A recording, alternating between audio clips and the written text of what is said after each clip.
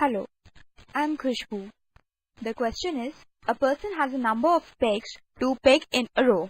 At first, he tried to peg 5, then 6, then 8, and then 12 in each, but had always one left. On trying 13, he had none left. What is the smallest number of the pegs that he could have had?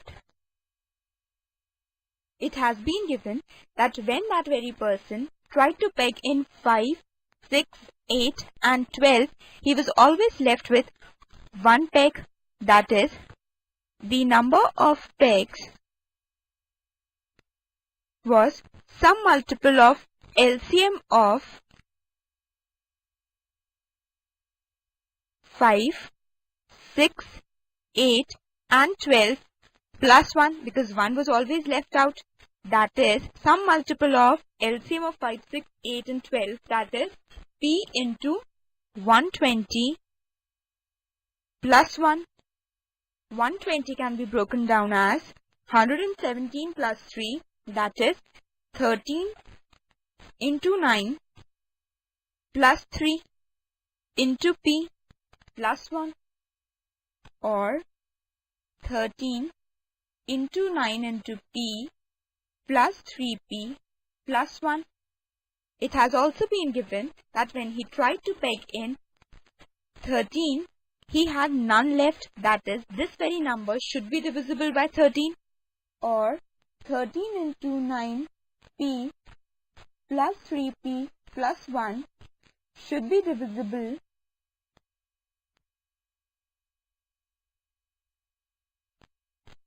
by 13. The first term, that is 13 into 9 into P, is always divisible by 13. Therefore, we have that 3P plus 1 should be divisible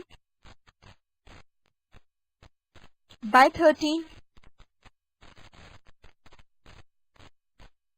The smallest value of P for which the term 3P plus 1 is divisible by 13 is 4. So the number is 120 into 4 plus 1, that is 481. And so the correct answer is option number 2. Thank you. Hello, I'm Khushbu. The question is, a heap of stones can be made up exactly into groups of 25. But when made into groups of 18, 27 and 32, there are always 11 left. The least number of stones that may be contained in such a heap is. It has been given that the number of stones are exactly divisible by 25. Also, it has been given that when divided into groups of 18, 27 and 32, there are always 11 left. Therefore, the number of stones will be of the form some multiple of LCM of 18, 27 and 32 plus 11, which comes out to be 864 into P plus 11. Since the number of stones are exactly divisible by 25, we get that 864 into P plus 11 should be divisible by 25.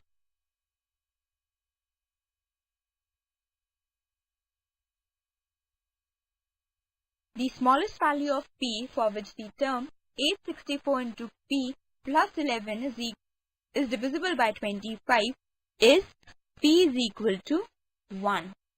So the required number of stones is